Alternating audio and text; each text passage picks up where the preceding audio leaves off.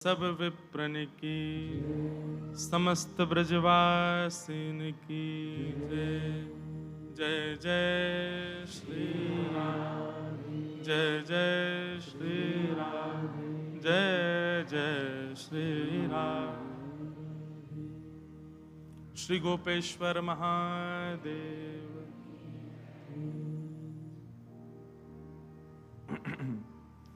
द्वारिकाधीश की जय। परम मंगल में प्रात प्रखलेश्वर अकारण करुणा वरुणालय भक्तवांछा कल्पतरु तड़िद्वत विनिंदित पीतांबरधारी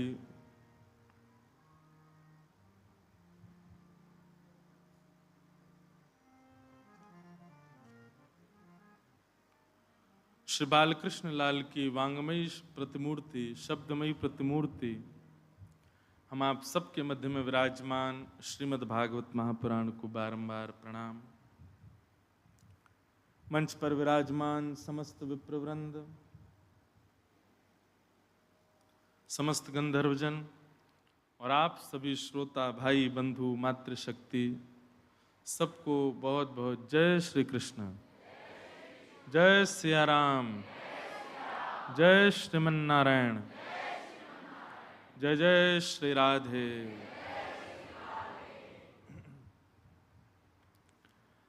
परम आनंद का अवसर हम आप सबके लिए उपस्थित हुआ है।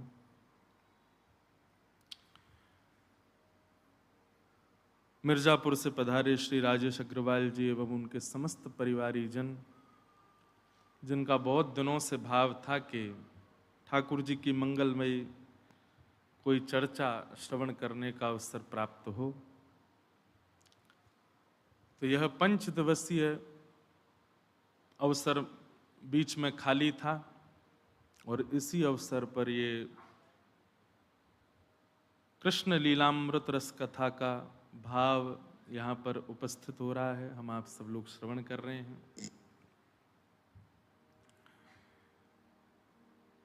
नंदोत्सव का समय चल रहा है। कोई ऐसा नहीं है कि वृंदावन की अष्टमी आपको पता है वृंदावन में जन्माष्टमी विराम कब होती है? वृंदावन में जन्माष्टमी विराम होती है भाद्रपद की सप्तमी को। समझ में आई बात? अभी 26 तारीख को जन्माष्टमी शुरू हुई, अब अगले वर्ष की जन्माष्टमी से एक दिन पहले जन्माष्टमी पूरी होगी। वृंदावन की जन्माष्टमी कब पूरी होती है? भाद्रपद की अष्टमी को जन्माष्टमी होती है, तो भाद्रपद की सप्तमी को जन्माष्टमी एक विराम होती है, अगले दिन से दूसरी शुरू हो जाती है। वृंदावन में जन्माष्टमी कभी विराम होती ही नहीं है। जो लोग ये सोचते हैं कि भैया बड़ा बवाल मचा इस बार, कब की जन्माष्टमी, कोई कहे 26 को, कोई कहे 27 को, कोई कहे कभी, कोई कहे कभी। हमसे किसी ने पूछा, महाराज जी आप सही से बताओ वृंदावन में जन्माष्टमी कब है? मैंने कहा आज है। तो बोले आप तो अलग ही पागल व्यक्ति हो। बोले ये कोई बात है, आज है। मैंने कहा भाई वो वृंदावन ही नहीं है जहां पर हर दिन जन्माष्टमी ना हो। वृंदावन तो वही जहां नित्य जन्माष्टमी। तो वृंदावन में ये जन्माष्टमी 2025 की 24 की प्रारंभ हो गई है। अब ये 2026 की जन्माष्टमी को पूर्ण होगी। और संभवतः जो मुझे स्मृति है कि अगले वर्ष शायद कब की है भाई पंडित जी बताओ? 16 या 17 अगस्त की है। हाँ 16 अगस्त की है ना। तो 15 अगस्त को हमारे वृंदावन की जन्माष्टमी पूरी होगी और 16 अगस्त से प्रारंभ होगी। भैया ऐसा ही वृंदावन धाम। हमारी तो अब ऐसी स्थिति हो गई है ठाकुर जी की कृपा से कि अब घर रुकने के लिए भी, वृंदावन रुकने के लिए भी हमको वृंदावन में कथा करनी पड़ती है तो ही रुक पाते हैं, नहीं तो बाहर ही बाहर डोलते रहते हैं। अब इस कथा के लिए ही हम घर आए हैं, नहीं तो ब्रजधाम आना ही नहीं हो पाता। कई बार तो ऐसा होता है कि अपने ही नगर में क्या चल रहा है हमको यहाँ जब आते हैं तब पता चलता, अच्छा यहाँ ये भी खुल गया है, अब ये भी नियम चालू हो गए हैं, अब ऐसा भी कोई दुकान खुल गई है, अच्छा अब मंदिर में बैरिकेटिंग लग गई है, अब इतने ओहो पास सिस्टम भी हो गया है। ये सब वृंदावन जब आते तब पता चलता है, हमको ही नहीं पता होता क्या हो रहा है यहाँ पर। लेकिन ठाकुर जी ने जिसके लिए चुना है, आप सब लोगों के आशीर्वाद से, संत जनों के आशीर्वाद से प्रयास कर रहे हैं कि भले ही वृंदावन स्वयं तन से नहीं रह पाते, पर वृंदावन को तन तन में प्रवेश करने का प्रयास कर रहे हैं कि सबके मन में तन में वृंदावन प्रवेश करे। तो ऐसी भावना चित्त में रहती है। जन्माष्टमी का पावन अवसर, वृंदावन में ये 5 दिवसीय कृष्ण लीलामृत कथा है। मन में अभी भी मेरे को ये स्पष्ट नहीं है कि मैं किस विषय पर बोलूं। हमने अब जब कोई विषय नहीं समझा तो यही बोल दी कृष्ण लीलामृत कहेंगे। अब कृष्ण लीलामृत में तो बहुत बड़ी कृष्ण लीला है, बाल लीला कहें, पौगंड लीला कहें, कि युवा श्री कृष्ण की लीला कहें, विवाहित श्री कृष्ण की लीला कहें, महाभारत के श्री कृष्ण की लीला कहें, कहाँ की कहें, एक पे कहो तो उसी पे लंबे हैं। खूब विस्तृत चरित्र है ठाकुर जी का। मन में भाव आया कि आज तो हम 10वें स्कंद प्रारंभ कर देते हैं, जहां पर भगवान श्री कृष्ण के प्रादुर्भाव की कथा भागवत में। अच्छा, जो लोग पंखा पंखा झल रहे हैं सबको हम सॉरी बोल दें। कल से आप लोगों की सेवा में 2 बजे से एसी चलवा देंगे, तो ठंडा रहेगा, आप लोगों को ज्यादा गर्मी नहीं लगेगी। हैं क्यों जी? हैं गर्मी लग रही बहुत।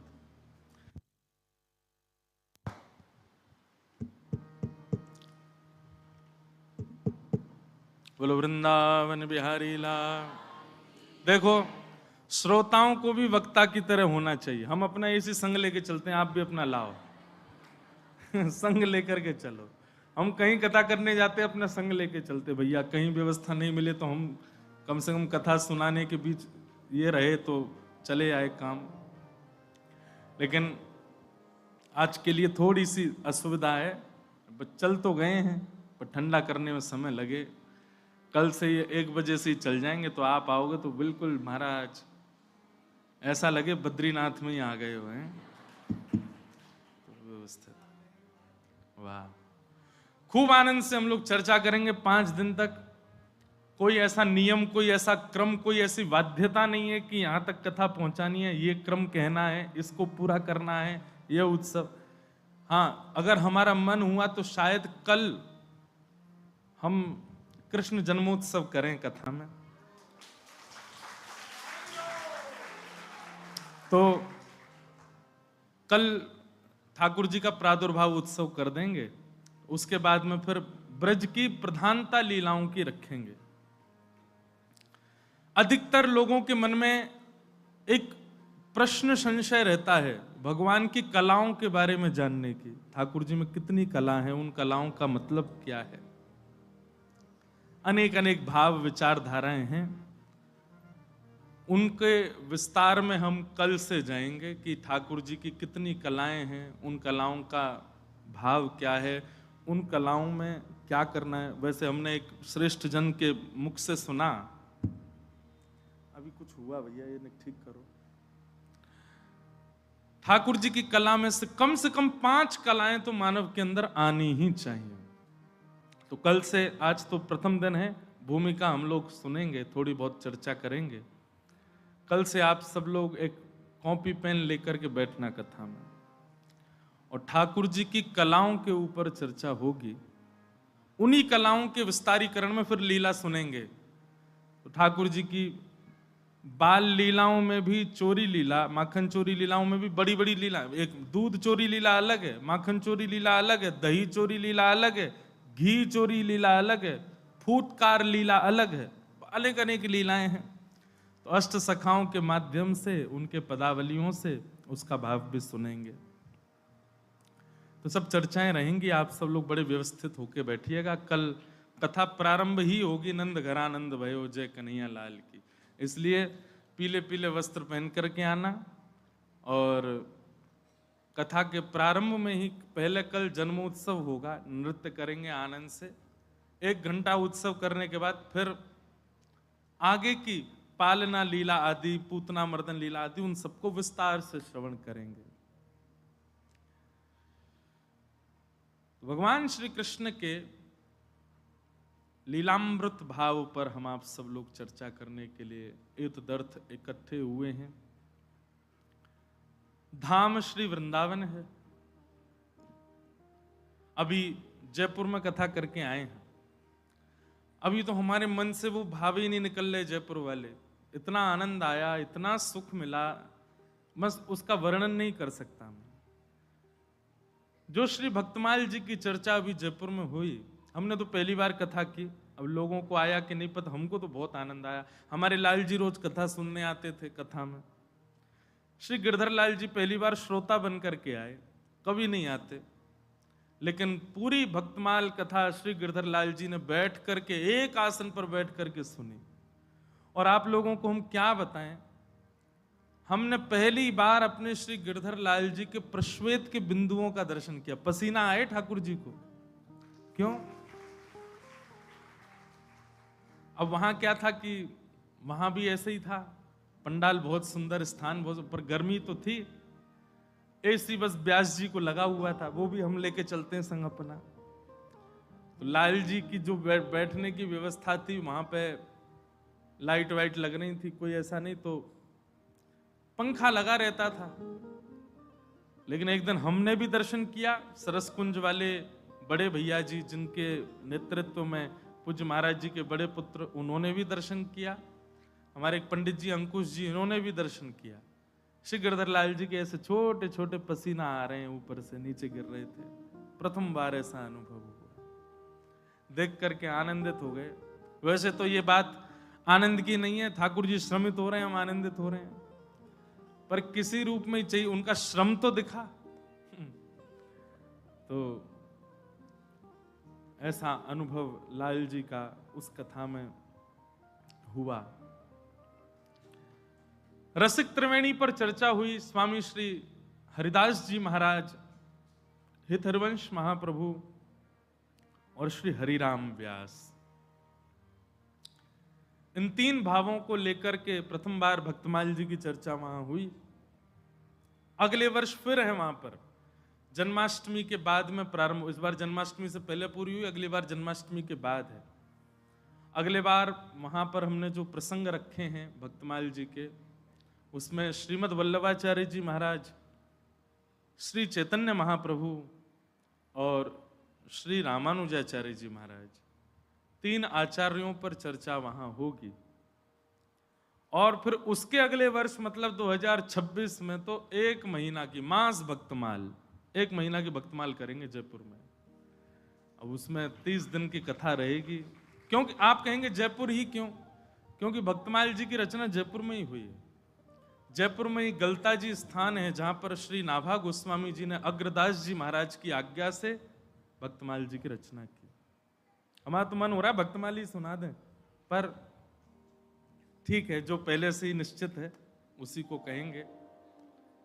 पर उसमें एक इतनी सुंदर चर्चा आती है भक्तमाल जी में कि नाभा गोस्वामी जी जब भक्तमाल जी रचना करने के लिए बैठे, तो हमने कथा पूरी सुनाई, पहले दिन की कथा सुनना, उसमें पूरी भूमिका है कि नाभा जी कौन है। ये पूर्व जन्म में यही श्री ब्रह्मा जी थे। ब्रह्मा जी ने अपराध किया, भगवान के ग्वाल बालों का हरण किया। तब भगवान ने कहा कि तुमने वैष्णव अपराध किया है, अब वैष्णवों की गाथा जब तक नहीं गाओगे तब तक तुम्हारा अपराध नहीं छूटेगा। मैं ये कथा में भी कहता हूं कि आपकी भक्ति में यदि फ्लक्चुएशन आ रहा है, कभी बढ़ रही है, कभी घट रही है, कभी तीव्र हो रही है, कभी सूक्ष्म हो रही है, तो इसका मतलब निश्चित आपसे कोई वैष्णव अपराध बन गया है। अरे श्री हरिराम व्यास जी के चरित्र में आया कि आप श्री यमुना जी स्नान करते करते आपके मन में यह भाव आया, कबीर दास भक्त तो हैं पर हम वृंदावन वासियों जैसे भक्त नहीं हैं। केवल इतनी बात उनके मन में आ गई और श्री हरिराम व्यास जी के चित्त से ठाकुर जी की लीला अंतर ध्यान हो गई। सोचो, हरिराम व्यास जी ने एक सूक्ष्म अपराध किया, ठाकुर जी अंतर ध्यान होगा। हम तो बहुत बड़े बड़े अपराध करे बैठे हैं, हमसे तो डेली अपराध होता है, नित्य अपराध करते हैं हम। इसीलिए अधिकतर क्या होता है कि हमारे ध्यान में सदैव वासनाओं के चित्र दिखाई देते हैं, हमारे ध्यान में सदैव भोग विलास के चित्र दिखाई देते हैं, हमारे ध्यान में सदैव संसार के दूषित चित्र ही आते हैं। क्यों? क्योंकि हमारे अंदर वैष्णव अपराध बहुत कूट कूट के भरा। हमने बहुत वैष्णवों के अपराध किए हैं। तो ऐसा ही वैष्णव अपराध किससे बना? ब्रह्मा जी से। तब ब्रह्मा जी को भगवान ने आज्ञा की कि अब तुम वैष्णवों की गाथा लिखो, तब तुम्हारा अपराध दूर होगा। तो वही नाभाजी के रूप में प्रकट हुए ब्रह्मा जी, और उन्होंने भक्त चरित्र लिखे। अब भक्तमाल जी में किन किन भक्तों के चरित्र हैं तो वर्णन करते हैं। हरिप्रिय। कौन से भक्त? हरिप्रिय। दो भक्त होते हैं, एक वो जिनको हरि प्रिय लगते हैं, एक वो जो हरि को प्रिय लगते हैं। मुझसे लेकर के पीछे खड़े हुए भैया तक जितने भी लोग हैं ना यहाँ पे, हम सबको हरि प्रिय लगते हैं। हम में से कोई हरि का प्रिय नहीं होगा। हमको ठाकुर जी अच्छे लगते हैं, ठाकुर जी को हम अच्छे लगते होंगे ये बात की गारंटी नहीं है। भक्तमाल जी में उन्हीं भक्तों के चरित्र आए जो ठाकुर जी को प्रिय हैं, हरि प्रिय हैं। तो जब भक्तमाल जी की रचना हुई तो मैं जिस बात को कहना चाह रहा हूं वो ये है कि जब स्वामी श्री हरदास जी, हितरवंश महाप्रभु और हरिराम व्यास, ये हरित्रयी हैं वृंदावन के, जब आप तीनों का चिंतन किया नाभाजी ने, तो ये इन तीनों का ध्यान नहीं आया उनके मन में, इन तीनों की गाथा आई नहीं उनके मन में। तानपुरा ने कम करो। तीनों की गाथा नहीं आई।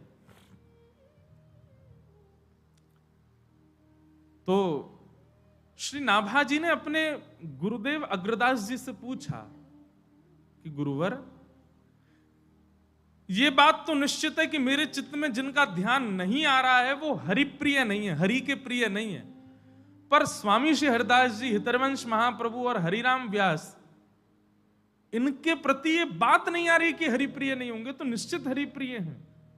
फिर इनका चिंतन मुझे क्यों नहीं हो रहा है?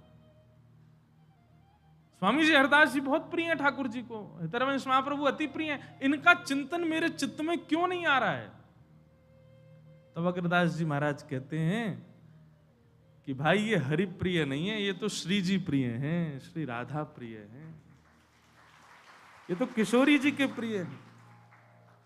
और तुमने भक्तमाल जी लिखने से पहले भगवान के 10 अवतारों को याद किया, तो 10 अवतारों के जो प्रिय हैं वो सारे भक्त तुम्हारे चित्त में आ रहे हैं। अगर इन तीनों को बुलाना चाहते हो तो किशोरी जी को बुलाओ। जब किशोरी जी की प्रार्थना करोगे तब स्वामी जी महाराज, तब हितरवंश महाप्रभु, तब हरिराम व्यास आएंगे। ये बात जब मैं बोल रहा था कथा में, ऐसे रोंगटे खड़े हो रहे थे, इतना आनंद चित्त में आ रहा था। ये बात याद रखियो भैया, ब्रजवासी और वृंदावन के जितने भी संत महापुरुष आदि हैं, इन सबके प्रति यदि आवाहन की भावना हो, इनके प्रति प्रेम की भावना हो, इनके प्रति समर्पण की भावना हो, तो श्री किशोरी जी का ध्यान करो। किशोरी जी की कृपा से ही ब्रजवासी प्रिय लग सकते हैं, किशोरी जी की कृपा से ही ब्रजवासी आपको प्रिय लग सकते हैं, ब्रजवासियों को आप प्रिय लग सकते हैं। तो ऐसी किशोरी जी का स्मरण किया जब श्री अग्रदास जी ने, तब नाभाजी के चित्त में हरिदास जी, हरिराम व्यास जी और हितरवंश महाप्रभु आए।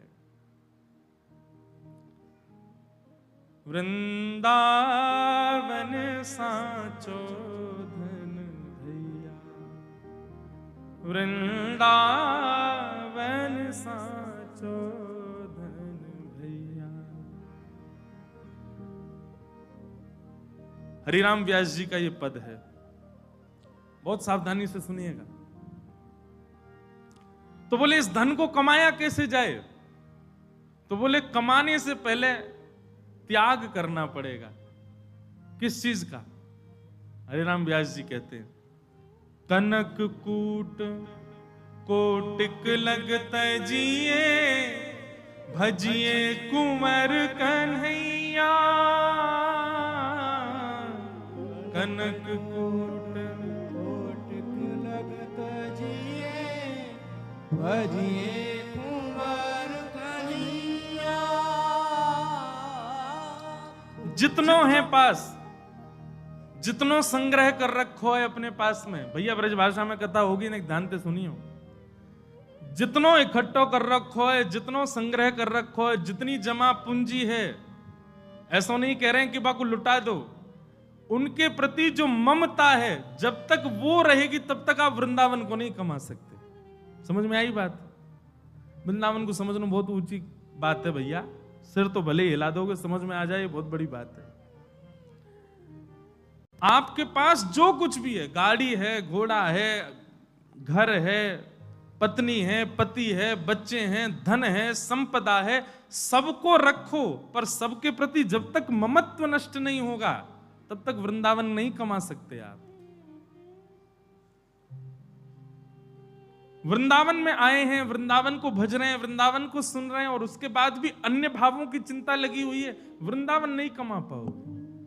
हरिराम व्यास जी कहते हैं, कनक कूट कोटिक लगत जिए भजिए कुंवर कन्हैया।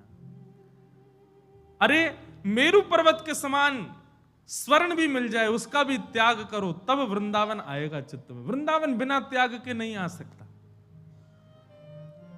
बिना किसी को छोड़े, बिना किसी का त्याग किए, बिना ममत्व के नष्ट किए वृंदावन नहीं आ सकता चित्त में।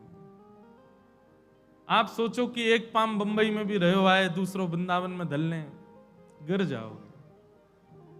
सदा एक के ही रहो, या तो दुनिया के ही रहो या वृंदावन के ही रहो। कनक कूट कोटिक लगत जिए भजिए कुंवर कन्हैया। जहां श्री राधा चरण रेणु की कमला लेत भलैया। आतुर वन में व्यास पुकारे, आतुर वन में व्यास पुकारे, है कोई रसिक सुनैया, है कोई रसिक सुनैया। वृंदावन साचो धन भैया, वृंदावन साचो धन भैया। तो कृष्ण लीला रसामृत के साथ साथ वृंदावन रसामृत भी चलेगा। 5 दिन तक वृंदावन महिमा भी चलती रहेगी, ब्रजरज की महिमा भी चलेगी, यमुना जी की महिमा भी, और जो जो आ पाएंगे सबन को बुलावेंगे। तो सब भावों से युक्त एक कथा रहेगी। आइए आज 10वें स्कंद का प्रारंभ करते हैं, जहां पर संपूर्ण भगवान की लीलाओं का वर्णन किया गया है। उसकी भूमिका सुन करके फिर कृष्ण जन्मोत्सव कल मनाएंगे कथा। बोलो वृंदावन बिहारी लाल की जय।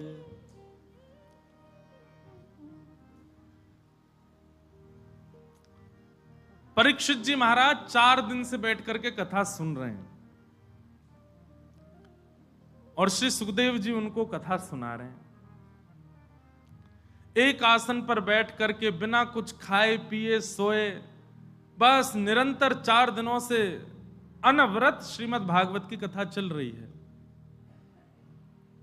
अब ये बात सब आपको पता ही है कि परीक्षित जो थे उनको 7 दिन में मरने का श्राप है। उन्होंने सुखदेव जी को पहले ही कह दिया था कि मुझे मुक्ति चाहिए, पर सुखदेव जी ने कहा मुक्ति नहीं, भक्ति मांगो। तो सुखदेव जी के कहने पर उन्होंने मुक्ति छोड़ भक्ति मांगी, भक्ति की याचना की, और अब वो भक्ति की याचना से भागवत की कथा सुन रहे हैं। सबकी कथा विस्तार से सुनाते सुनाते सुनाते सुनाते जैसे ही श्री सुखदेव जी महाराज कृष्ण लीला सुनाने लगे, कृष्ण लीला में प्रवेश करते ही सुखदेव जी ने एक परीक्षा ली। बहुत ध्यान से सुनिएगा। वो गुरु ही नहीं जो परीक्षा ना लेता हो। गुरु कौन?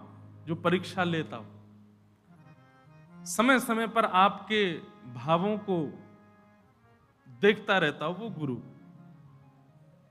हमसे कई लोग पीछे पड़े हैं, हमको गुरु दीक्षा दे दो महाराज जी, गुरु दीक्षा आप कब देना शुरू करोगे, कब प्रारंभ होगा, कब? हम इसलिए दीक्षा नहीं दे रहे, 2-3 कारण हैं। पहली तो अंदर से भाव ही नहीं आ रहा अभी तो कि हम दीक्षा दें। दूसरी बात, हम दीक्षा देंगे तो फिर बड़े नियम कानून बना देंगे, हमारे भी रहेंगे, हम भी फिर ऐसे ऊधम नहीं मचाएंगे, हम भी फिर भैया भाव में ही रहा करेंगे। क्योंकि शिष्य जितने ज्यादा होते चले जाएंगे, गुरु को उतना भजन बढ़ाना चाहिए।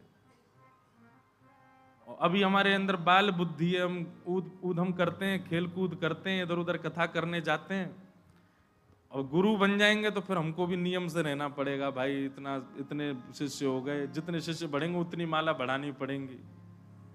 और हमको पता है जिस दिन घोषणा होगी कि हम दीक्षा दे रहे हैं, उसी दिन इतनी माला बढ़ जानी है हमारी, अध्ययन आदि नहीं कर पाएंगे। तो ये एक कारण।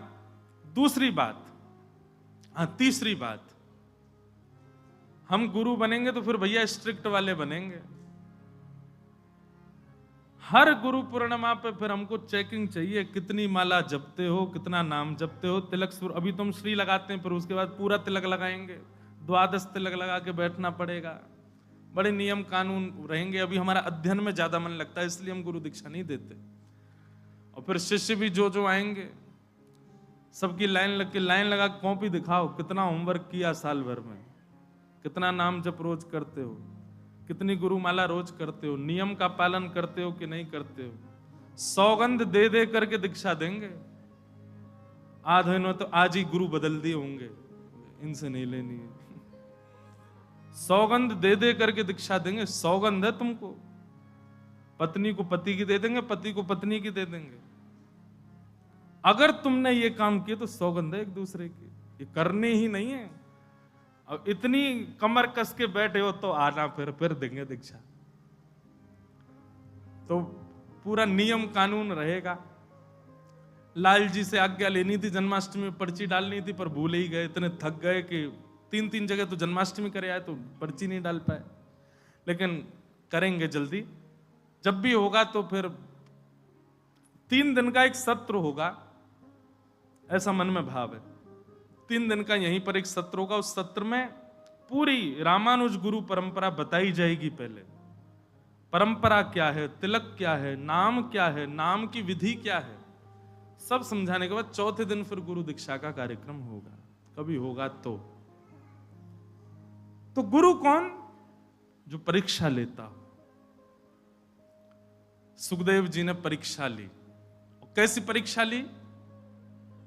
परीक्षित 4 दिन से निष्ठावंत होकर के कथा सुन रहे हैं, और श्री सुखदेव जी महाराज ने 4 दिन के पश्चात जैसे ही कृष्ण लीला प्रारंभ की, परीक्षित अत्यंत प्रसन्न मुद्रा में, और महाराज उत्साहित हो गए कि बस अब मेरे पूर्वजों के रक्षक श्री कृष्ण की कथा सुनाई जाएगी।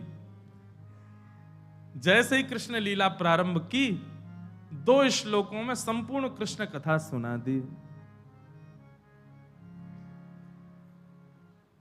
संपूर्ण कृष्ण कथा 2 श्लोकों में सुना दी। बोले भैया, भगवान श्री कृष्ण का मथुरा में जन्म हुआ। देवकी और वसुदेव के यहां ठाकुर जी लाला बन करके आए। जन्म लेते ही भगवान गोकुल चले गए। गोकुल जाकर के ब्रजवासियों को और ब्रज गोपिकाओं को सुख प्रदान किया। ब्रज में लीला करके भगवान फिर वृंदावन गए। वृंदावन में रास विहार किया। रास विहार के उपरांत ठाकुर जी वृंदावन छोड़ के मथुरा आ गए। मथुरा के कंसवध किया। कंसवध के बाद भगवान गुरुकुल पढ़ने गए। गुरुकुल से वापस आकर के भगवान रण छोड़ करके द्वारिका चले गए। 16,108 ब्याह हुए। महाभारत का युद्ध हुआ। गीता का ज्ञान उपदेश किया। लौट करके भगवान द्वारिका में कुछ लीला किए। लीला करके भगवान ने संपूर्ण यदुवंशियों को श्राप युक्त करवा करके अपनी लीला को विश्राम कर दिया। अब ये संपूर्ण कथा सुन करके परीक्षित अभी बैठे हैं। और श्री सुखदेव जी ने 2 श्लोकों में संपूर्ण कथा सुना करके अपनी वाणी को विराम दे दिया। सुखदेव जी महाराज चरणों में प्रणाम करते, परीक्षित जी महाराज चरणों में प्रणाम करके कहते हैं, भगवान आप मौन क्यों हो गए? सुखदेव जी कहते हैं, सुना दी कृष्ण कथा, यही तो है। मथुरा में जन्म हुआ, गोकुल में ये किया, आदि आदि ये सारी लीलाएं बता करके बस यही है कृष्ण कथा। और यहां से अब 10वां स्कंद प्रारंभ होता है। जिस कृष्ण लीला को सुनने के लिए आप सब बैठे हो, उससे पूर्व श्रोता की स्थिति कैसी होनी चाहिए वो ध्यान पूर्वक सुनिएगा।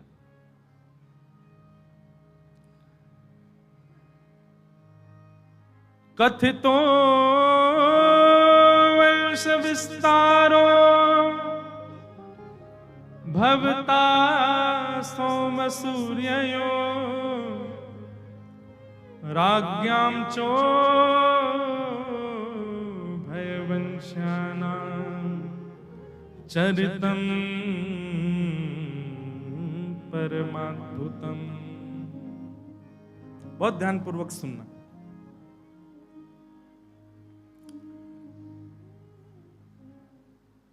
परीक्षित जी कह रहे हैं, भगवान भैरवी लोग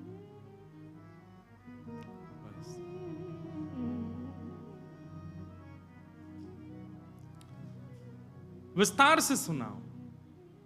आपने इतने राजाओं की कथा मुझे विस्तार से सुनाई, इतने सारे प्रसंग मुझे विस्तार से सुनाए, मैं सबको धैर्यपूर्वक सुनता रहा, परंतु जिनकी कथा सुनने के लिए मैं पिछले 4 दिन से बैठा हूं, मैंने आसन भी नहीं बदला, मैं सोया भी नहीं, मैंने जलपान भी नहीं किया, मैंने भोजन भी नहीं किया, जिनकी कथा सुनने के लिए मैं बैठा हूं, आप उन्हीं की कथा मुझे इतने इतने इतने सूक्ष्म में क्यों सुना रहे हैं? सदैव याद रखना, ठाकुर जी आपके जप की संख्या से प्राप्त नहीं होते, आपके यज्ञ की संख्या से प्राप्त नहीं होते, आपकी आहुतियों की संख्या से प्राप्त नहीं होते। एक बात निश्चित मान लीजिएगा, संख्या अधिक होना भगवत प्राप्ति में आवश्यक नहीं है। संख्या भले ही एक हो पर परिपूर्ण हो।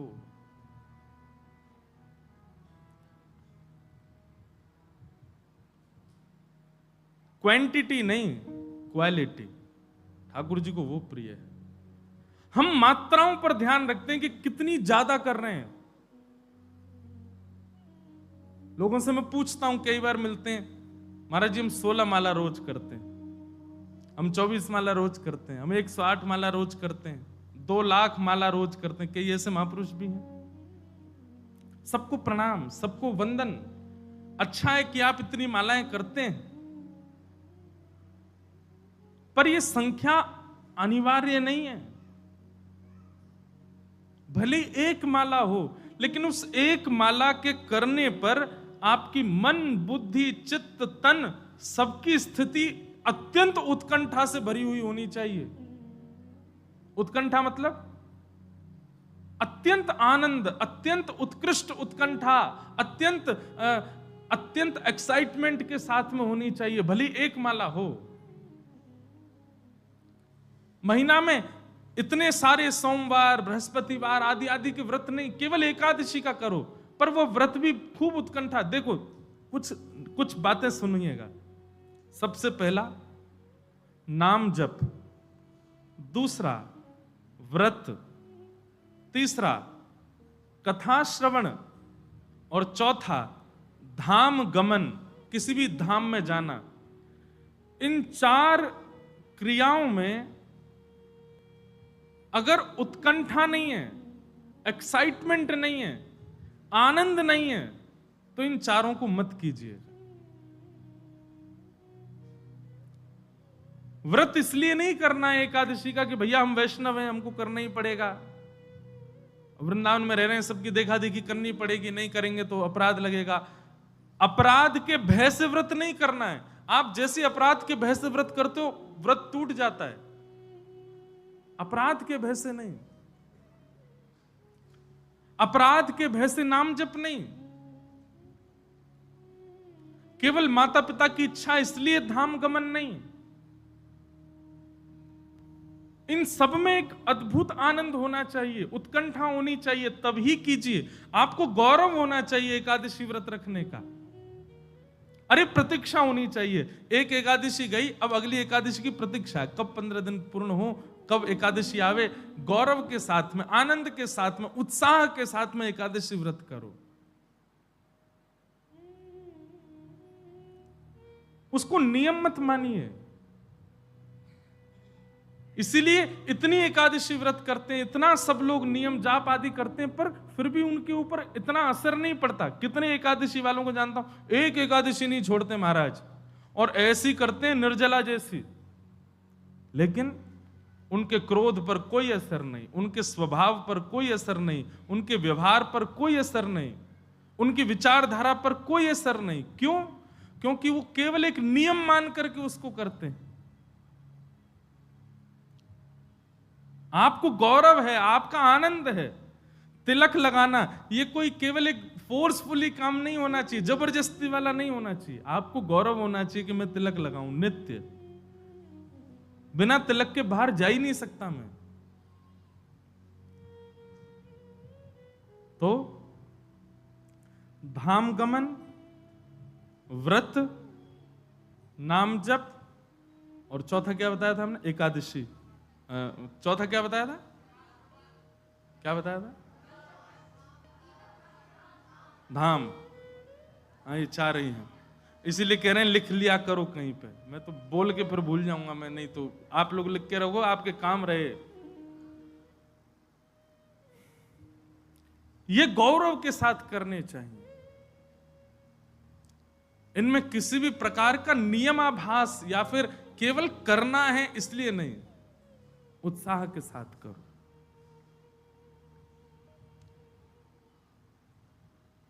परीक्षित ने जब आज कहा कि भगवान मुझे विस्तार से सुनाओ, आपने सब विस्तार से सुनाया, पर जिनकी कथा सुनने के लिए मैं बैठा हूं, आप उन्हीं की कथा इतने सूक्ष्म सुना रहे हैं, ऐसा मत कीजिए नाथ, मुझे विस्तार से सुनाओ।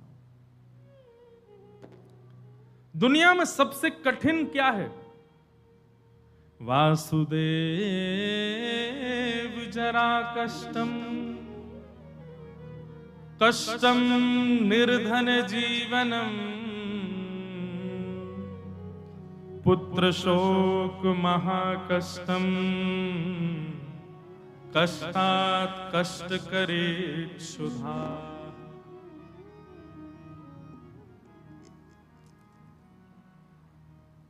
सबसे बड़ा कष्ट क्या है संसार का? बुढ़ापा, वृद्धावस्था सबसे बड़ा कष्ट है। पर वृद्धावस्था से भी बड़ा कष्ट क्या है? निर्धन जीवनम। एक तो वृद्धावस्था, और वृद्धावस्था में भी निर्धन हो जाना, धन का समीप ना होना। वृद्धावस्था सबसे बड़ा कष्ट है, उससे भी बड़ा कष्ट वृद्धावस्था में निर्धन हो जाना, और उससे भी बड़ा कष्ट क्या है? पुत्र शोक महाकष्टम। एक तो वृद्धावस्था, ऊपर से निर्धनता, और तीसरा युवा पुत्र का नेत्रों के समीप, नेत्रों के सामने मृत्यु हो जाना, सबसे बड़ा कष्ट है। इसको महाकष्ट बताया गया। माता पिता बैठे हैं और माता पिता, वृद्ध माता पिता के सामने युवा बालक चला जाए, इससे बड़ा कष्ट नहीं है संसार में। लेकिन पुत्र शोक महाकष्टम कष्टात् कष्ट करित क्षुधा। दुनिया में सबसे बड़ा कष्ट, पुत्र शोक से भी बड़ा कष्ट यदि कुछ है तो वो क्या है? भूख लगना और भोजन का ना मिलना, सबसे बड़ा कष्ट है। भोजन का ना मिलना, भूखा रहना, अति व्याकुल होकर के अन्न की उपासना कर रहे हैं फिर भी अन्न ना मिले, सबसे बड़ा कष्ट है। पर श्री सुखदेव जी महाराज कहते हैं कि राजन, कुछ खा लो, कुछ पी लो, और वहां पर भी परीक्षित जी महाराज कहते हैं भगवान मुझे भूख नहीं लगती, मुझे प्यास नहीं लगती, मुझे केवल आपकी रस कथा श्रवण करनी है, मुझे केवल आपके भाव श्रवण करने हैं। अब ये कथा ही, ये भाव ही मेरी भूख पेट को मेरे पेट को ऊर्जा प्रदान करेंगे, मुझे भूख प्रदान करेंगे, मेरी भूख को निवृत्त करेंगे। अब सामान्य अन्न की उपासना, अन्न की इच्छा नहीं है मुझे। आप कृपा करके केवल कथा रसामृत पिलाओ। ऐसी स्थिति जब हो जाए तब कृष्ण कथा प्रारंभ होती है श्रीमद् भागवत में। हमारी स्थिति नहीं है ऐसी।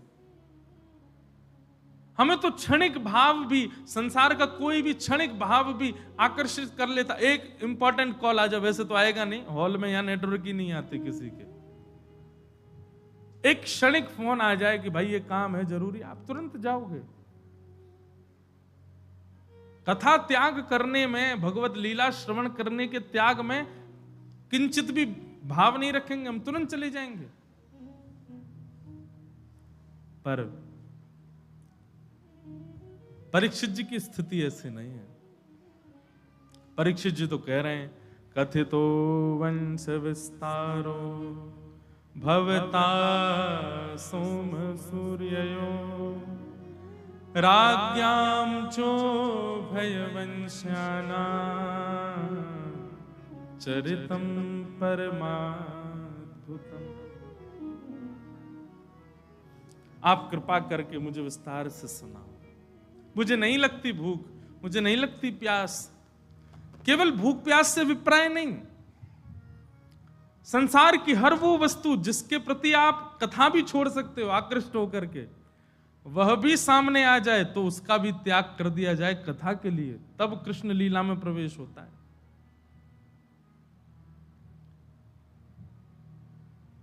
एक प्रकार से कह दें तो जब तक गोपी भाव चित्त में नहीं आवे तब तक कृष्ण लीला में प्रवेश नहीं मिलेगा। गोपियां कैसी हैं? यादोहने बहनने मथनोपलेप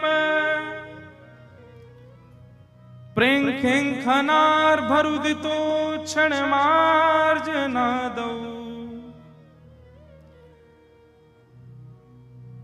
एक बहुत अच्छा पद है, इसी पद को केंद्र में लेकर के 4 दिन की कथा है अक्टूबर में गिरिराज जी में।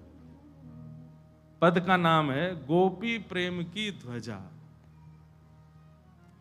रास पंचाध्यायी पर कथा है गोवर्धन में 14, 15, 16, 17 अक्टूबर।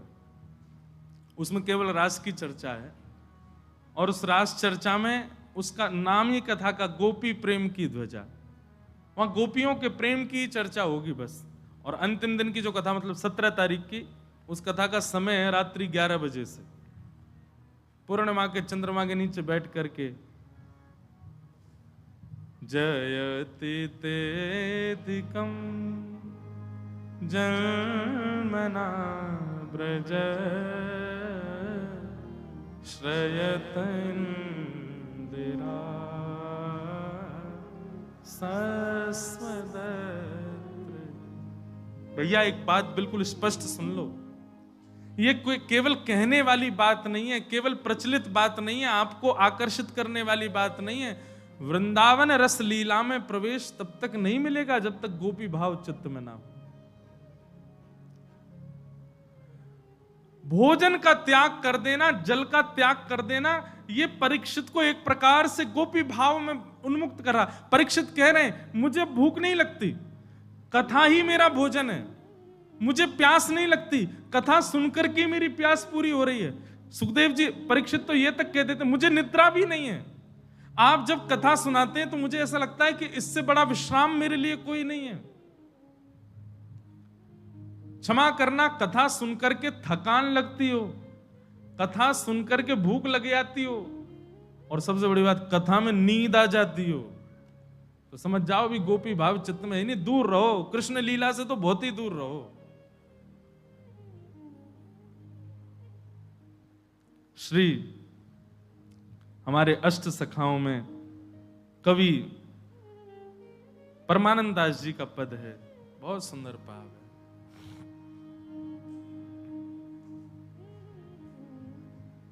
गोपी प्रेम की ध्वजा, गोपी प्रेम की ध्वजा, गोपी प्रेम की ध्वजा, गोपी प्रेम की। सब लोग गाओ। गोपी प्रेम की ध्वजा, गोपी प्रेम की ध्वजा। अभिप्राय क्या है? जब तक स्थिति ऐसी नहीं बनेगी तब तक आप कृष्ण लीला में प्रवेश नहीं कर सकते। आप सामान्य श्रोता बन करके आप कहो हम कानपुर से आए हैं, हम इलाहाबाद से आए हैं, प्रयागराज से आए हैं, दिल्ली से आए, वहां से नहीं आ पाओगे कृष्ण लीला में। अरे देवादिदेव महादेव भी दौड़ करके आते हैं तो सबसे पहले, अभी भक्तमाल जी कथा में एक भेद खुला। महादेव की गुरु कौन है? श्री ललिता जी महाराज। जैसे ही महादेव आए रासलीला में प्रवेश करने लगे, गोपियों ने द्वार रोक दिया। ठाकुर जी भीतर से कह रहे हैं गोपियों से, इनको आन दो। गोपियां कह रही हैं ऐसे नहीं आएंगे, पहले ये कहें गोपी भाव में आए। तब ठाकुर जी को जाकर के ललिता जी के पांव में गिरना पड़ा, प्रार्थना करनी पड़ी, बोले शंकर भगवान को गोपी भाव दो।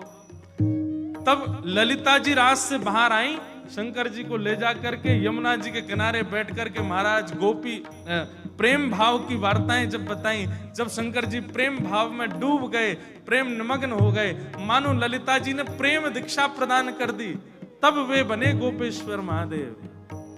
तब वे गोपी रूप धारण करके भीतर आए। अरे बड़े बड़े भेद खुले इस बार भक्तमाल कथा में।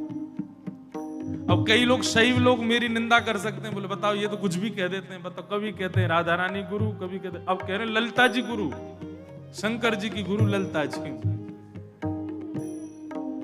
प्रेम नदी आकी सदा उल्टी बहेदार। वृंदावन के भावों को समझना सामान्य बात नहीं है। गोपी भाव में आओ।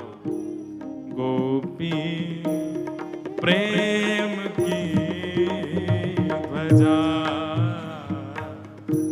गोपी प्रेम की ध्वजा। जिन गोपाल कियो बस अपने, जिन गोपाल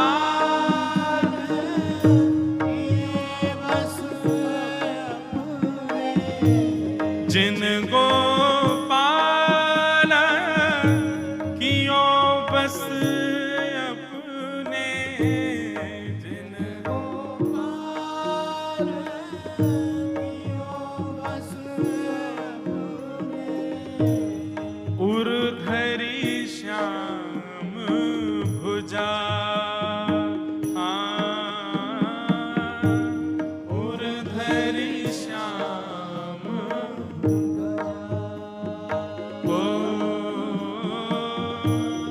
उर्धरी श्याम भुजा, उर्धरी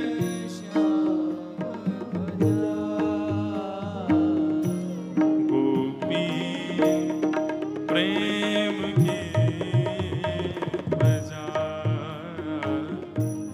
गोपी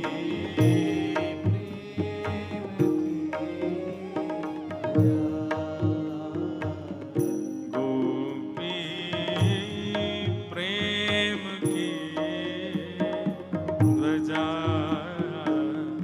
गोपी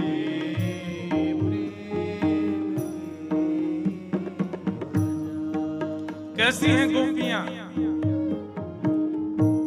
सुक मुनि व्यास प्रशंसा कीनी, सुक मुनि व्यास प्रशंसा कीनी, सुक मुनि व्यास प्रशंसा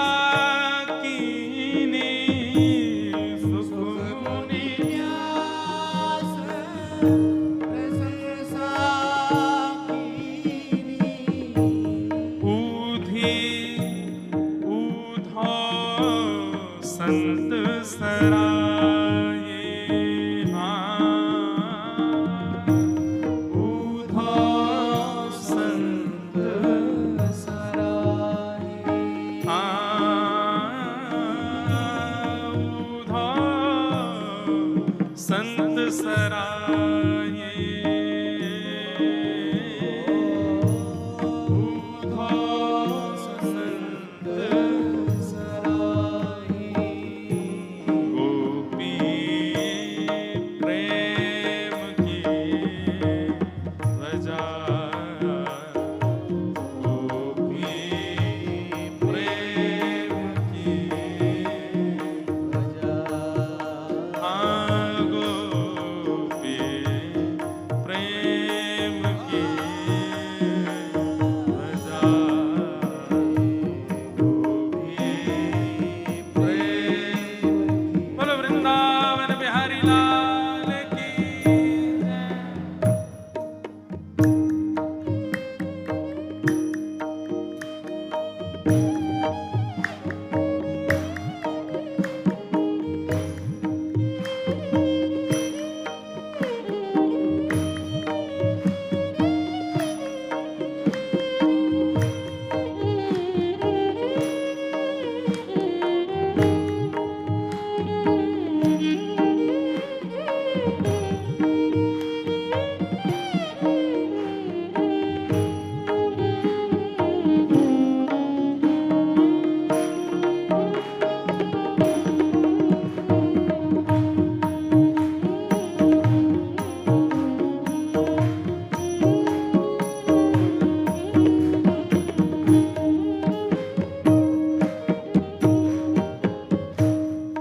कहाँ भयो जो विप्रकुल जनयो कहाँ भयो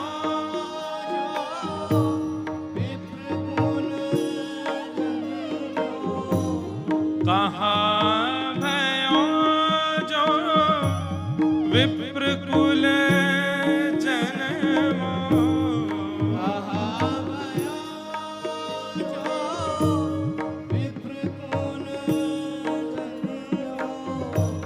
जो हरि सेवा नाही हाँ जो हरि सेवा हे सोई कुलीन दास परमानंद सोई कुलीन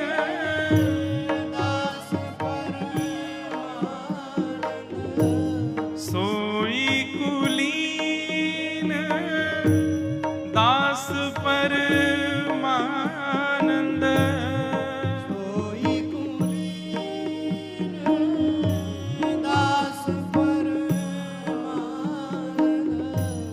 जो हरि सन्मुख आए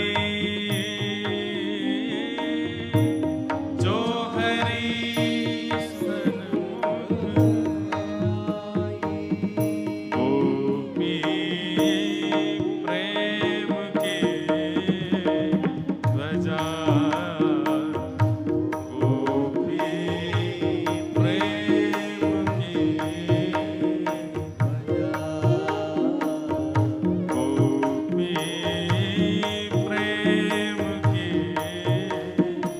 वजह गोपी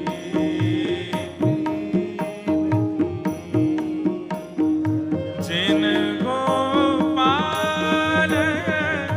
कियो बस अपने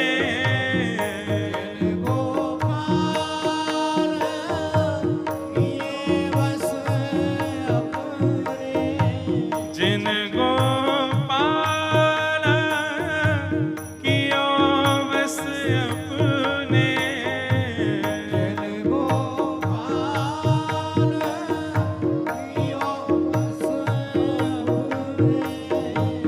उर्धरी श्याम भुजा उर्धरी श्याम भुजा गोपी प्रेम के वजह गोपी प्रेम के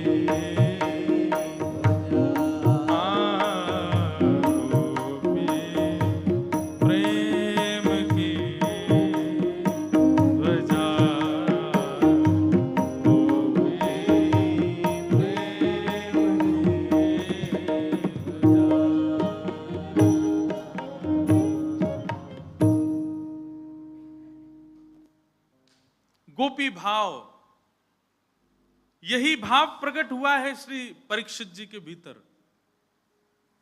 भागवत जी में वर्णन करते हैं, या दोहने बहनने मथनो पलेप प्रेंखें खनार भरुदितो क्षणमार जनादो। गोपी का स्वरूप कैसा है? जब गैया का दूध दोहने के लिए जाती है तो घर घर करती हुई जो दूध की धार है, उस घर घर धार को भी ताल बना करके राधे कृष्ण कृष्ण कृष्ण कृष्ण कृष्ण, गोपी उस धार को भी ताल बना करके वहां भी कीर्तन करती है। या दोहने बहनने मथनोपलेप, जब अपने घर में भीतर गोबर का चौका लगाती है तो चौका लगाते समय जब पोंछा को एक तरफ से दूसरी तरफ चलाती है तो उस पोंछे की आने वाले स्वर को भी कीर्तन बना लेती है, उसमें भी कीर्तन करती है। एक क्षण के लिए भी गोपी ठाकुर जी की स्मृति छोड़ती नहीं है।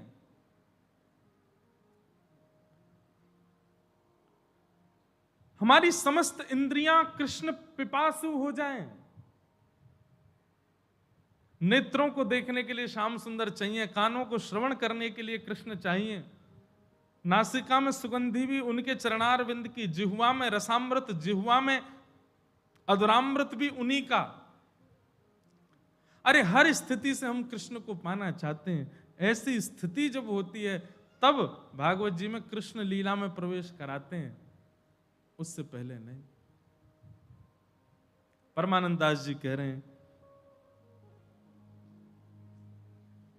जिन गोपाल कियो अपने बस, उर्धरी श्याम भुजा, गोपी प्रेम की ध्वजा, गोपी प्रेम की ध्वजा। अभी हम ठाकुर जी के अधीन है। मैं कथाओं में कहा करता हूं कि भजन कैसा हो कि ठाकुर जी हमारे अधीन है गए।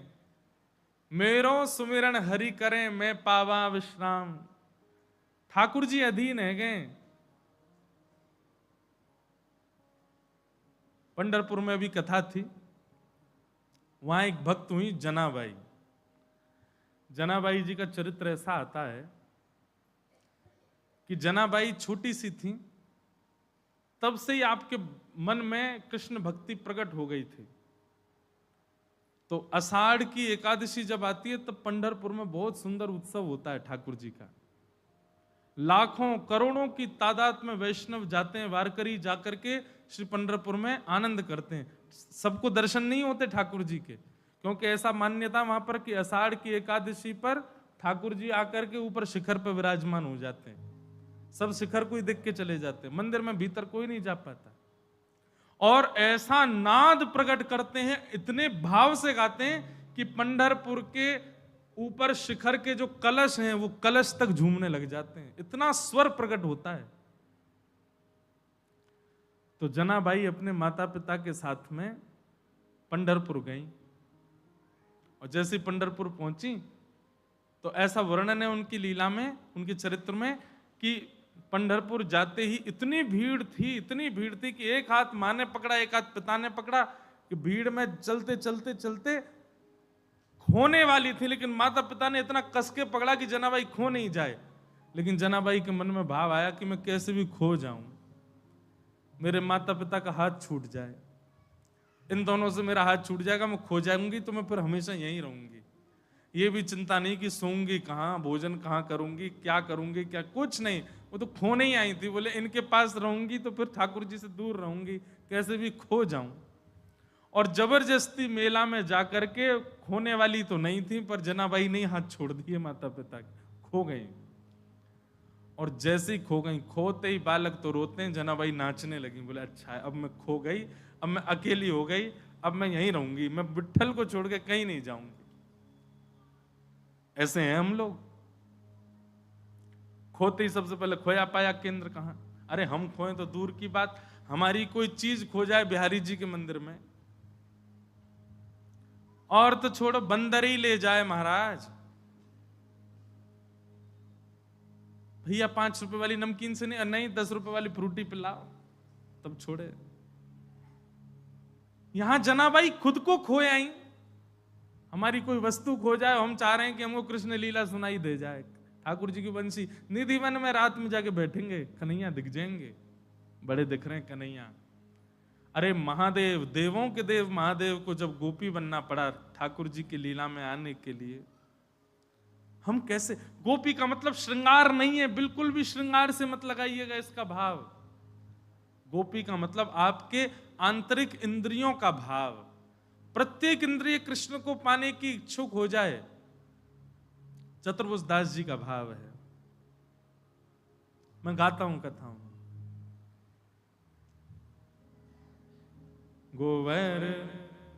गोवर्धन वासी सांवरे।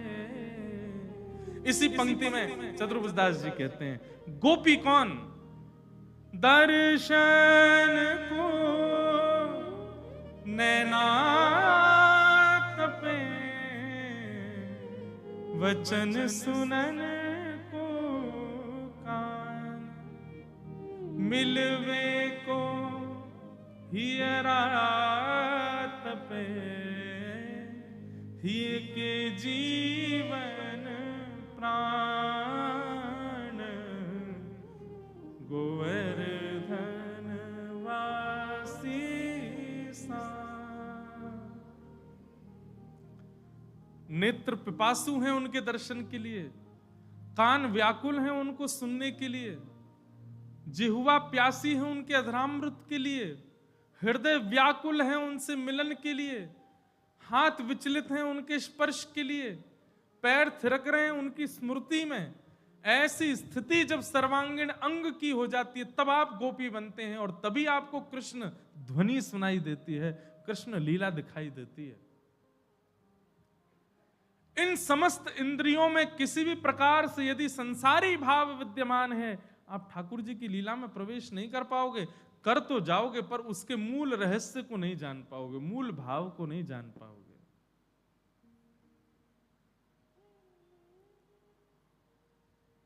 जनाबाई माता पिता का हाथ छोड़ दिए, खो गई, लाखों की भीड़ में जाने कहां चली गई।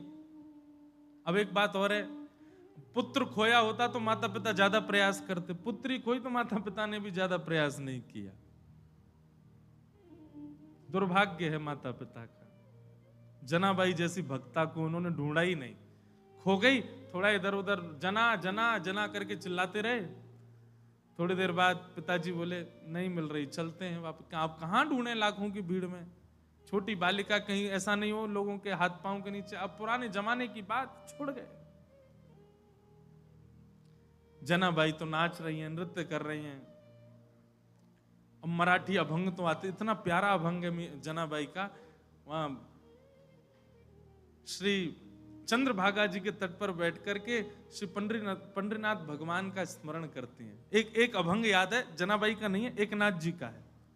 एकनाथ जी कहते हैं, माझे माहिर पंढरी आहे भीवरे चाटे। रुक जाओ भैया, माझे माहिर, माहिर कहते हैं माइका। जनाबाई को आके किसी ने पूछा कि हे जनाबाई, तुम्हारे माता पिता कहाँ हैं, तुम कहाँ की रहने वाली है, बालिका अकेली कहाँ घूम रही हो? तो मानो एकनाथ जी के भाव से कह रही हूं कि यही मेरा मायका। माझे माहिर पंढरी आहे भीवरे चातिरी।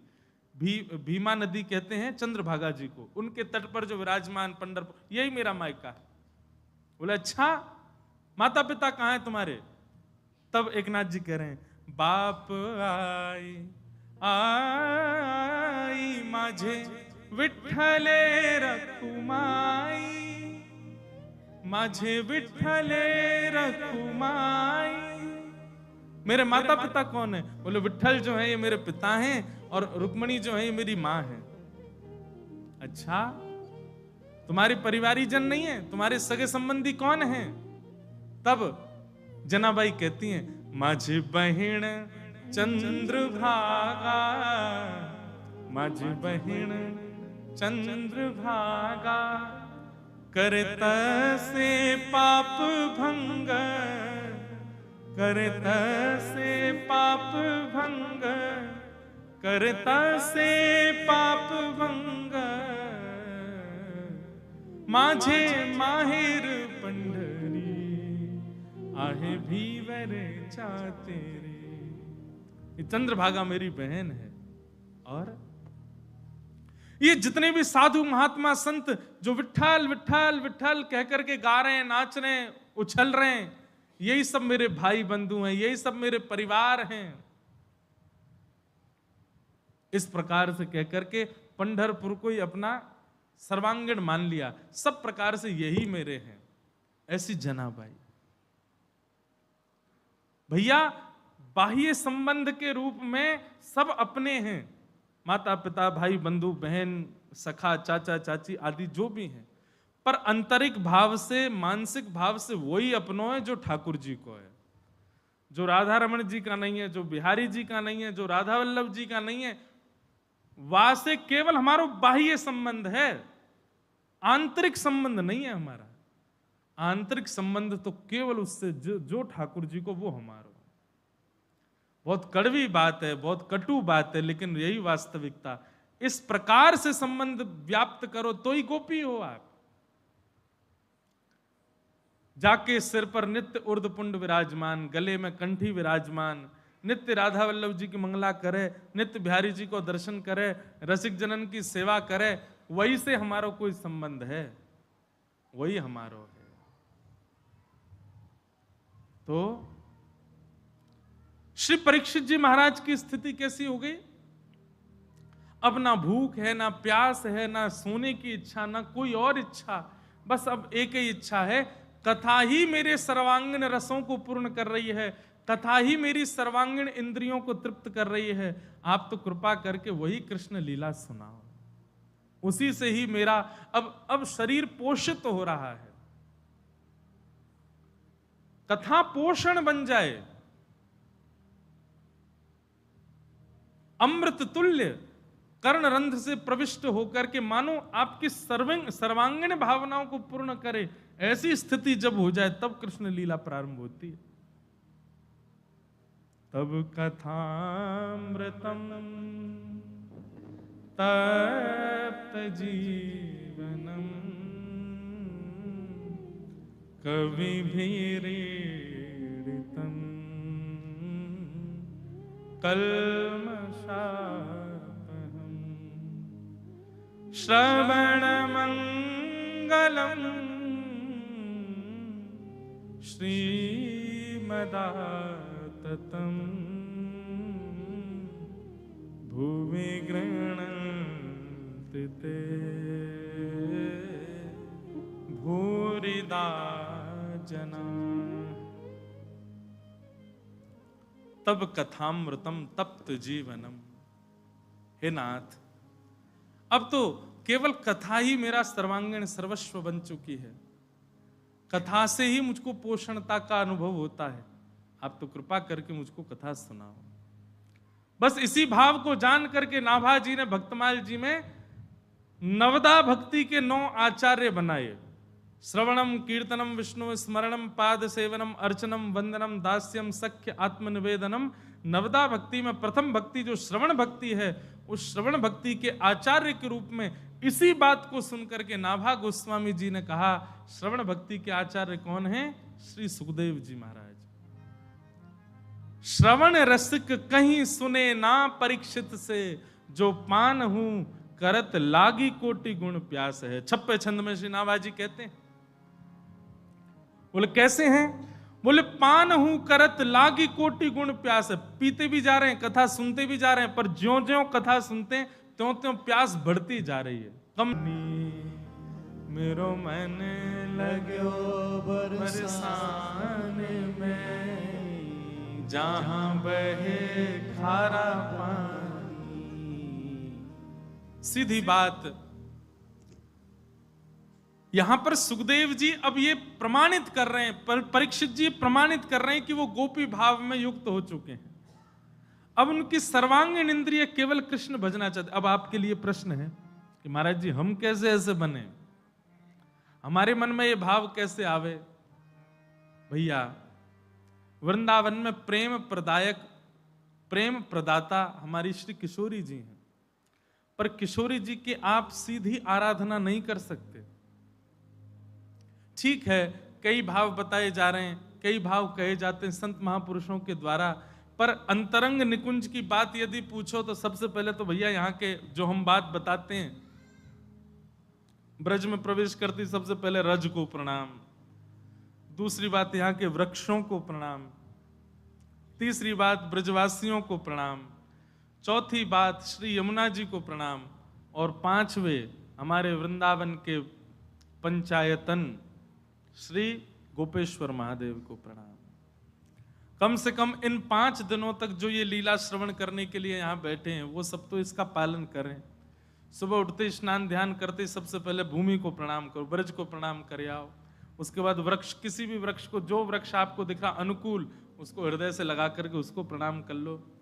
तीसरी बात, किसी ब्रजवासी को, जो ब्रजवासी दिख जाए सबको वंदन कर लो, हाथ जोड़ के प्रणाम कर लो। हमारी क्या, हमारे हम परिचित ब्रजवासी मिले उसी को जय जय करते हैं, राम राम करते हैं। अरे जो मिल जाए महाराज। ठाकुर जी की लीला भी आगे सुनाई देगी। ठाकुर जी कैसे हैं? नंद भवन से निकल जाते हैं सुबह सुबह तैयार है कि महाराज टिप टॉप बन के, ये बढ़िया घुंघराले केशन को बांध करके, और मार्ग में जो मिल जाए वही से कहें भाभी जी मैया बुला रही है आपको, तो घर पे कोई परिचय नहीं है, जान पहचान ही नहीं है, गोपी कोई मिल जाए बोले मैया बुला रही, बाट देख रही, सुवेरे ते आपकी इंतजार में है, जल्दी जाओ घर पहुंच जाओ। संत महात्मा महापुरुष कोई भी वेदज्ञ ब्राह्मण आदि दिख जाएं, उनके पास जावें, अरे आप यहां डोल रहे हो, ठाकुर जी का स्वभाव। और नंद बाबा सुवेरे ते आपकी प्रतीक्षा कर रहे हैं। अब वो सामने वाले संत महापुरुष सोचे, नंद बाबा हमको जानते हैं? ठाकुर जी, अरे आपको जाने ना है, खूब बढ़िया थे जाने, मैया ने 56 भोग बनाए आपके काजे, जल्दी जाओ घर पहुंच जाओ। वहां पे बाट नहीं हार रहे हैं बेचारे बाबा हमारे, सुबह रहते भूखे बैठे हैं, आप पाओगे आपके बाद पाएंगे, जल्दी पहुंच जाओ। ठाकुर जी सबको भेज दें घर। संज्ञग्निडम शशि जलद्विजकंटकेभ्य, बड़ी मधुर लीलाएं हैं ठाकुर जी की। सबको वंदन करते, सबको प्रणाम करते हैं। एक प्रकार से जिस ब्रज में ठाकुर जी जैसे रहे, ब्रज में वैसे ही रहना चाहिए, ठाकुर जी जैसे रहे। सबसे पहली बात, ठाकुर जी ने पादुका नहीं पहनी वृंदावन में। आज भी बिहारी जी को देखो, राधा रमन जी को देखो, आपको पादुका दिखती है? नहीं दिखेगी। राधा वल्लभ जी को पादुका दिखती है? शीतकाल में मोजा जरूर पहना देते हैं, लेकिन ठाकुर जी पादुका नहीं पहनते, निरावृत चरणों से ही घूमते हैं वृंदावन में। कम से कम ये नियम बनाओ। जिनका अखंड ब्रजवास हो गया उनके लिए ये बात नहीं, पर जो 2-4 दिन के लिए वृंदावन आते हैं, 1 आध दिन के लिए आते हैं, पादुका पहनो ही मत, वृंदावन में ही मत पहनो। पूरा वृंदावन मंदिर है, मत पहनो। और अगर ऐसा कुछ है रोगग्रस्त हो, ये वो उन सब के लिए तो है ही नहीं। जो परिपूर्ण रूप से फिट हैं, वृंदावन में पादुका मत पहनो। हमारे श्री जी महाराज, आप जब भी वृंदावन आते थे, वृंदावन ब्रज भूमि की सीमा जैसी प्रारंभ होती, पादुका गाड़ी में ही उतार देते, और वृंदावन में आते सबसे पहले गाड़ी खोल के प्रणाम करते, फिर बिना पादुका के रहते जितने दिन वृंदावन में रहते। उनके मन में ऐसी भावना थी। ऐसा कोई वाद्य नहीं है, कोई जबरदस्ती नहीं बोल रहे हैं कि आपको ये नियम धारण करना ही है, पर उनकी भावना ऐसी थी कि भैया जा भूमि पे हमारे नंद नंदन निरावृत चरणों से बैठे हैं, हम वहां पादुका क्यों पहने। और भलिया आपका ही फायदा है, गाड़ी में ही रहेगी पादुका, तो चोरी भी नहीं होंगे, खोएंगी भी नहीं, मन में ये ग्लानी भी नहीं होगी, बताओ पादुका खो गई हमारी। अनावृत चरणों से रहो। अरे भैया, केवल परिक्रमा मार्ग में नंगे पांव से क्यों घूम रहे हैं? क्योंकि वो शुद्ध मार्ग है, वो पवित्र मार्ग है, वो परिक्रमा मार्ग है, पूरा वृंदावन परिक्रमा मार्ग है। पूरे वृंदावन में निरावृत चरणों से रहो। जरूरी नहीं है केवल ये जो परिक्रमा है हमारे वृंदावन की, यही करवे से वृंदावन परिक्रमा। आप वृंदावन में कहीं भी डोल रहे हो, छठी किरा से लेकर के कहीं जमुना जी तक कहीं भी जा रहे हो, सबरी परिक्रमा है, सब जगह एक जैसी रहो, एक ही भाव में रहो। तो पंचायतन को प्रणाम करो। और सबसे विशेष वृंदावन की अधिष्ठात्री स्वामिनी जी हैं, किशोरी जी हैं, वे प्रेम प्रदान करती हैं। ललिता विशाखा सहित किशोरी जी का नित्य स्मरण करो, नित्य प्रणाम करो, नित्य वंदन करो, और वृंदावन के इन पंच भावों को प्रणाम करो। इन सबके भाव से मन में गोपी भाव उत्पन्न होगा। इंद्रियों में कृष्ण मिलन की एक प्रकार से कह दें तो कैसी उपासना, जैसे भूखे व्यक्ति को, प्यासे व्यक्ति को पानी की लालसा रहती है, ऐसी लालसा ठाकुर जी के लिए, दर्शन की ऐसी लालसा ठाकुर जी के लिए जब होती है, तब कृष्ण लीला में प्रवेश होता है। परीक्षित ने जब अपनी स्थिति बताई कि भगवान अब मुझे भूख नहीं है, प्यास नहीं है, अब मेरी सर्वांगीण इंद्रिय केवल कृष्ण भजना चाहती हैं, उन्हीं को सुनना चाहती हैं, मैं उन्हीं के भाव में, भावावेश में, भाव निमग्न होना चाहता हूं, तब श्री सुखदेव जी महाराज कहते हैं कि नैषाति दुस्सह छुन्मान् तत्योदमपि बाधते पिबन्तं त्वन्मुखाम्भोज च्युतं हरिकथामृतं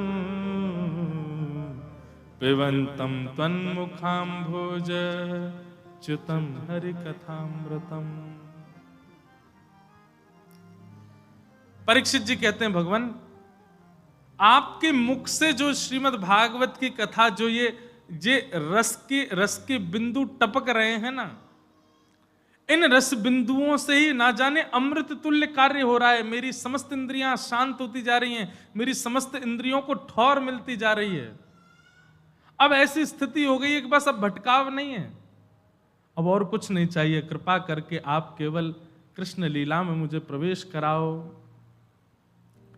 तब सुखदेव जी कहते हैं, सम्यक व्यवसिता बुद्धि तब राजर्षि सत्तम वासुदेवैक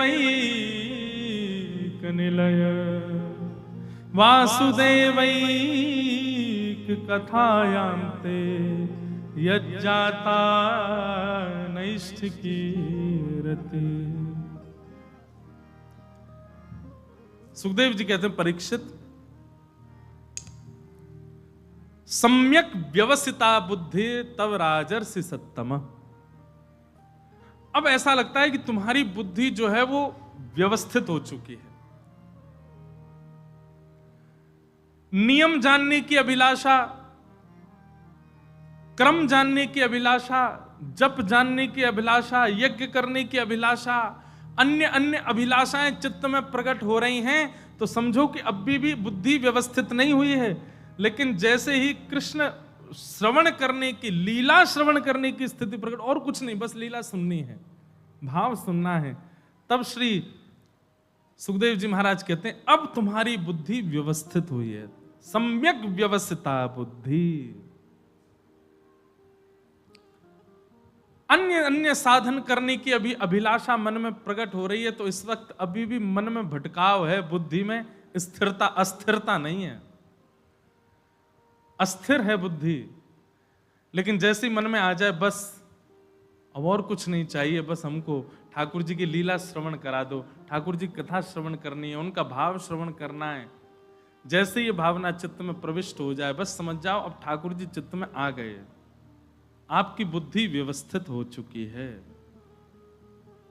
या फिर ऐसा कहो, आपकी बुद्धि को, आपके मनस्थ को ठाकुर जी जब स्वीकार कर लेते हैं, तब आपके सब जगह से भटकाव खत्म हो जाते हैं। सारी क्रिया, सारे कर्म, सारे क्रियाकलापों से मन हट करके केवल और केवल ठाकुर जी को श्रवण करने का ही रहता है।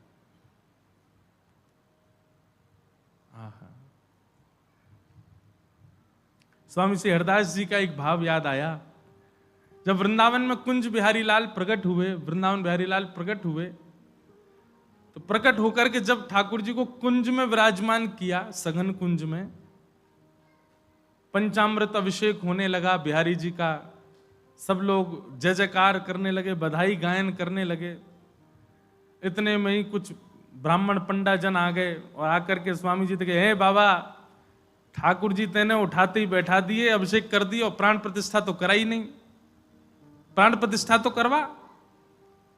तो स्वामी जी महाराज बोले, भैया प्राण प्रतिष्ठा उनकी होती जिनमें प्राण नहीं हो, हमारे बिहारी जी में तो प्राण है। बोले ऐसे कैसे बाबा, तू जो बोल दोगे सोई थोड़ी बात चले, हमारी ब्रजवासी की तो बात। अच्छा, ब्रजवासी बोलते ही ऐसे हैं, जो ब्रजवासी ऐसे नहीं बोल रहा आपसे, समझो आप में कोई कमी थी, इसलिए आपसे ऐसे बात नहीं करी उसने। स्वामी जी से ही ऐसे बात करने लगे, बोले कि अरे बाबा तेने कोई की मानी नहीं, ऐसी बैठा दिए तेने बिहारी जी। ले अभी जन्माष्टमी चल रही है ना, ठाकुर जी रो रहे हैं।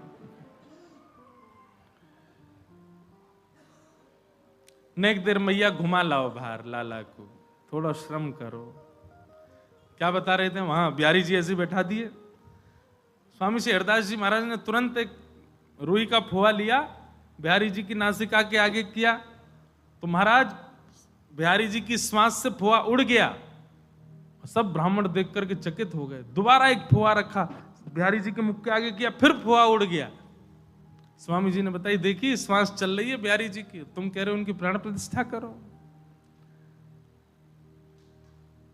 वृंदावन में तो भैया सारे रीति रिवाज, लोक लाज और ये जितने भी वैदिक क्रियाएं, सबको बहुत बहुत प्रणाम है। पर वृंदावन की रसलीला में जब प्रविष्ट हो जाते हैं ना, तो वहां पर केवल एक ही वैदिक क्रिया है, वहां एक ही नियम है, वहां एक ही शास्त्र है। क्या? प्रेम, केवल प्रेम। बाकी सब भावों को प्रणाम मात्र कर देते हैं आचार्यगण। और वह सब स्थितियां जब आपकी समाप्त हो जाती हैं चित्त में, तभी आप गोपी भाव में परिणत होते हैं। और गोपी भाव परिणत होते ही आपको ब्रजलीला में प्रवेश मिलता है, आपकी बुद्धि व्यवस्थित होती है।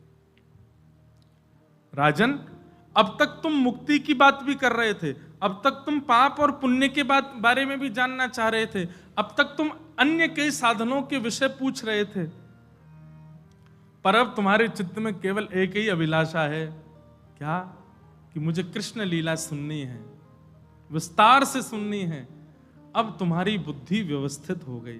तुम्हें ना मुक्ति की चिंता है, तुम्हें ना भुक्ति की चिंता है, तुम्हें ना नियमों की चिंता है, ना क्रमों की चिंता है। अब तुम्हारी बुद्धि व्यवस्थित हुई। अब मैं तुम्हें कृष्ण लीला सुनाऊंगा। 4 गुण होते हैं हमारे अंदर, सत्व, रज, तम और सात्विक।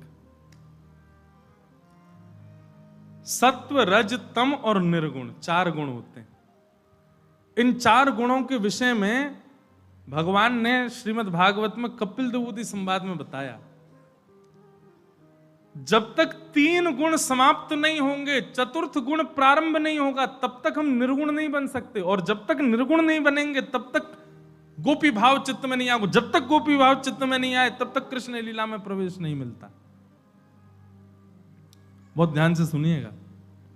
भगवान श्रीमद् भागवत में मैया देवहूति को उदाहरण देते हुए बताते हैं, बोले मैया